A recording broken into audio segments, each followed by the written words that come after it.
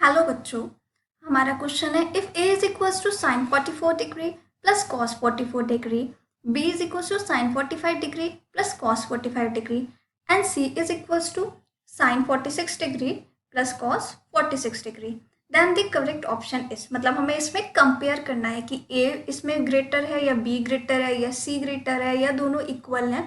ये हमें यहाँ पे कंपैरिजन करना है। तो आइए देखते हैं ये क्वेश्चन हमें कैसे सॉल्व करना है।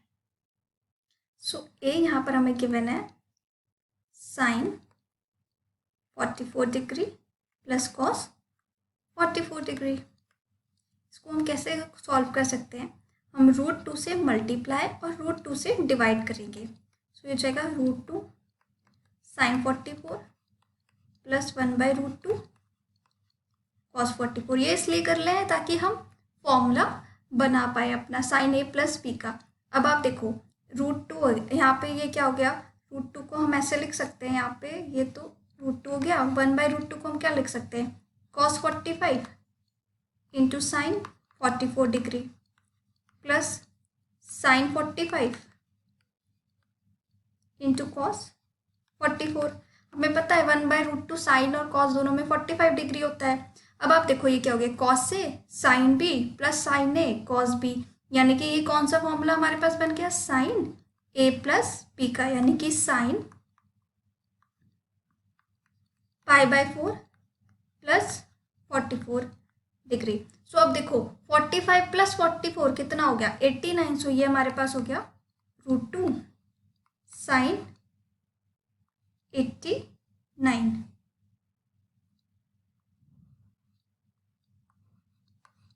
ठीक है, ये हमारे पास क्या हो गया, √2 साइन 89, यानी कि ए की हमारे पास वैल्यू आ गई √2 साइन 89। अब अगर हम बी देखें, सो बी हमें क्या गिवन है, बी हमें गिवन है साइन 45 प्लस कॉस 45। ये तो और भी ज़्यादा सिंपल है। साइन 45 क्या होता है, 1/√2 और कॉस 45 भी 1/√2। सो जब हम इसे सॉल्व करेंगे तो जाएगा 2/√2, यानी कि √2। लेकिन अब हमें कंपेयर करना है। सो कंपेयर करने का मतलब है कि हमें इसी कुछ फॉर्म में आंसर चाहिए, √2 इंटू साइन ऑफ समथिंग। सो हमें पता है कि √2 और साइन 90 कितना होता है, 1 होता है, यानी कि यहाँ पे √2.1 है। तो इसे मैं ऐसे लिख सकती हूँ, √2 इंटू साइन 90। सो ये हो गया। अब हमें बस सी वाला सॉल्व करना है और फिर कंपेयर करना है। सो सी हमारे पास क्या है, सी हमारे पास है साइन 46 प्लस कॉस 46। इसको मैं लिख सकती हूँ √2 1/√2 sine 46 plus 1/√2 cos 46। Same procedure पूरे क्वेश्चन में सॉल्व यूज़ करना है। √2 1/√2 को सेम हम as it is cos 45 into sine 46 plus sine 45 into cos 46। ये सेम हमारे पास क्या हो गया, ये हमारे पास हो गया √2 इंटू साइन π/4 प्लस 46। वही साइन ए प्लस बी का फॉर्मूला बन गया। अब यहाँ पे देखो √2 और ये कितना हो गया, 45 प्लस 46 कितना हो गया, 46 5 5 10 11, यानी कि ये हमारे पास हो गया साइन 91। अब तीनों उसी फॉर्म में हमारे पास आ गए। अब हमें करना है कंपेयर। सो उसके लिए हम फर्दर एक ये और यूज़ करेंगे। देखिए आप क्या, हमें पता है कि साइन थीटा क्या होता है। साइन थीटा को हम साइन 180 माइनस थीटा भी लिख सकते हैं। ठीक है, सो अगर मेरे को साइन 91 की वैल्यू चाहिए, साइन 91 को मैं ऐसे भी तो लिख सकती हूँ, साइन 180 माइनस 91, यानी कि ये क्या हो गया, ये हो गया साइन 89। सो ये क्या हो गया, साइन 91। सो साइन 91 साइन 89 के इक्वल हो गया। और ए जो हमने सॉल्व किया था वो भी क्या आ रहा था, साइन 89 ही आ रहा था। सो यहाँ से अगर हम देखें, सो इसका मतलब कि ए जो है वो हमारे पास, अब ये देखो, अब यहाँ से साइन 91 भी हमारे पास साइन 89 के इक्वल आ रहा था। मतलब अगर देखो साइन मेरे पास क्या है, ए जो था वो था साइन 89, √2 से तो √2 कट ही हो जाएगा।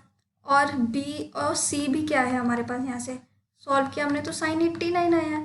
यानी कि यहाँ से हमारे पास a इज इक्वल्स टू सी, ये तो आ गया। ठीक है, अब फर्दर और सॉल्व करते हैं। सो हम अगर यहाँ पे इस तरीके से रेशियो में देखें a is to b is to c, so हमारे पास क्या था, √2 sin 89 into √2 sin 90 into √2 sin 91। So sin 91 भी sin 89 हो गया, यानी कि sin 89 into sin 90 into sin 89। अब हमें ये देखना है कि sin 90 बड़ा है या sin 81 बड़ा है। सो अगर मैं यहाँ पे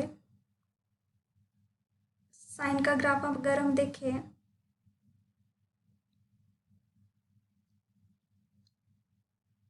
ठीक है, सो ये जो हमारे पास मैक्सिमम वैल्यू होती है साइन में, ये कहाँ पर होती है, 90 पर।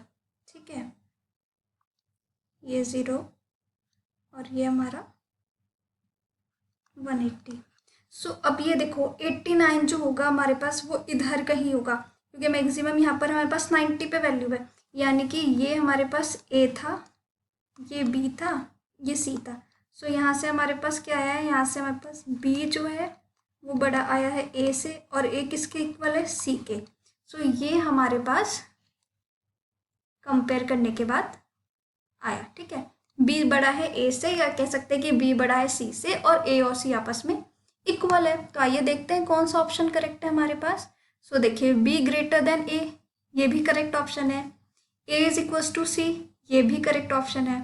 और फर्स्ट में कह रहा है B बीच में आ रहा है, नहीं, B सबसे बड़ा है। और B में भी ये कह रहा है कि B जो है हमारे पास बीच में आ रहा है, तो ये भी नहीं, ये भी इनकरेक्ट है, यानी कि C और D हमारे पास करेक्ट ऑप्शन है। सो होप सो बच्चों आपको समझ आया होगा। Thank you.